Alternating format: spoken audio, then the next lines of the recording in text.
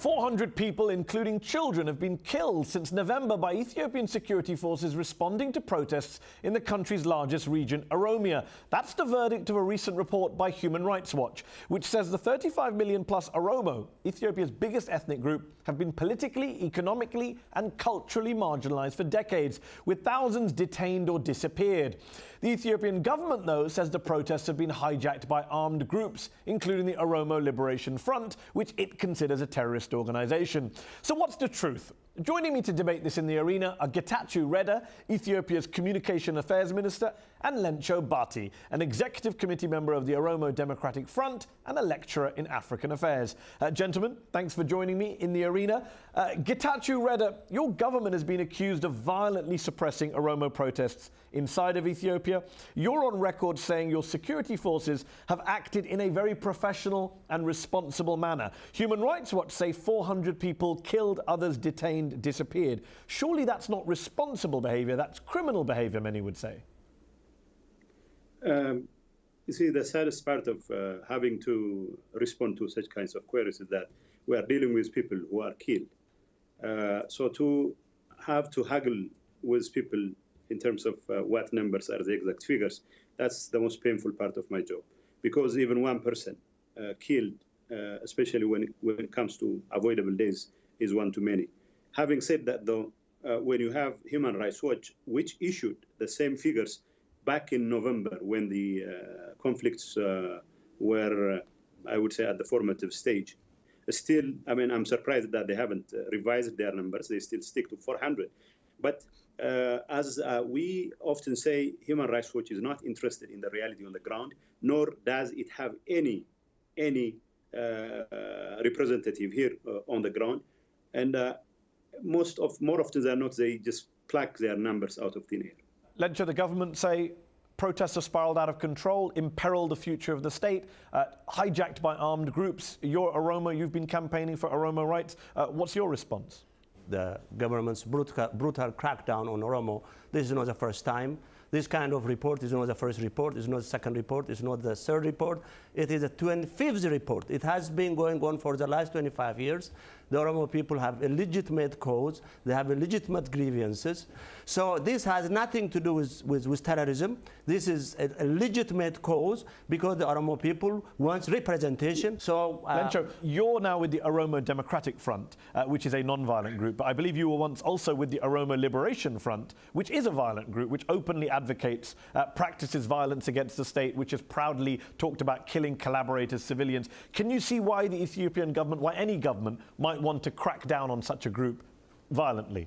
But, I mean, the Oromo Democratic Front believes in peaceful political struggle, and we also accept the Constitution. We want to be part of the process. You do, but you accept there are other groups, including your former group, which doesn't. There are other peaceful political, Oromo political groups in the country also. For example, their leadership, Bakala Garba is in prison.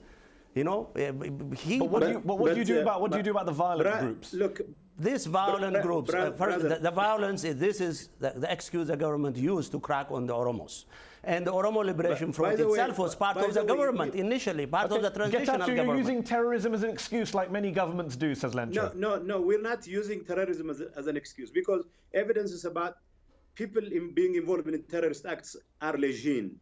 I agree with him, the only option for this country, the only viable option for this country is for people to join the peaceful struggle. And I honestly, ጌታቸው, is there a space for peaceful struggle in Ethiopia today, given you have journalists in exile, newspapers shut down, no media freedom according to Reporters Without Borders? Ethiopia comes 142 out of 180 countries when it comes to media freedom. There is no space for peaceful protest, many would say. Well, look, my friend, whatever the superlatives there, what we believe is there is a space. We have problems here and there. Like I said, there is a problem of tradition. There is a problem of culture.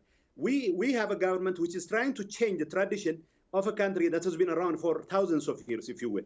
Now, we have problems here and there. I cannot vouch for every police officer which goes about doing some stupid stuff. What I can say is we have a political platform that makes sure people who are advancing peaceful political agendas would not have any problem whatsoever.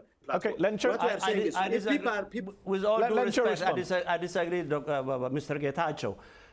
The Ethiopian parliament now 100% controlled by EPRDF, and there is no free press, and all oppositions are either exiled and the others are in prison.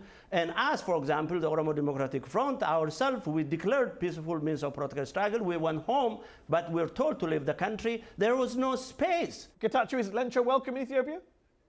Yes, he's more than welcome. I know Lencho and his comrades have been negotiating with the government to come here. I don't see any problem for them to come here. Do you publicly today declare that the government is ready to welcome ODF to the country to participate in peaceful political struggle? The government is more than ready to welcome ODF as long as ODF breaks its ties with the terrorist organization called OLF. I know we broke our ties with OLF long time ago. We will be more than glad to welcome ODF as long as it abides by the constitution of the country, as long as it abides by the rules of the country. Why the president of the ODF was left to leave the country after 2 days of his arrival? Well, if you guys are interested in publicity stunts, you are entitled to it. But as far as I know, Getachew, let me ask you this. Let me ask you a wider question. Let me ask you a wider question. You are with the EPRDF, which is the governing party. Can you tell us, can you tell the viewers, how many seats in democratic Ethiopia the EPRDF and its allies won in last year's parliamentary elections? 100%. 100%. Do you know of any countries that are considered to be democratic where one party and its allies controls 100% of the legislature? At the risk of sounding stupid, I would tell you we have an electoral system which awards seats on a first-past-the-post basis. So, I mean, nobody would accuse the British system of being undemocratic, but they have that system. But fortunately for them, they have. They don't have 100% of seats for one party and its allies. It's not like we're going to apportion parliamentary seats on an arbitrary basis. Well, the process that led to 100% victory for APRDF is this is systematic marginalization, systematic exclusion of other oppositions, and the people were terrorized, and the people were not free to vote and support the party which they think represent them. So this is systematic work by the government. They ensure that they have 100% control over the state. Lencho, let me ask you this. The Oromo people, who you say are marginalized, systematically excluded from power, they do self-govern in their own state, Oromia. There is an Oromo People's Democratic Organization which governs in that state. Security forces are drawn from the Oromo community. This is a system of ethnic federalism, I believe it's called, in Ethiopia. How can you say you're completely excluded when you have a state and you have a regional government?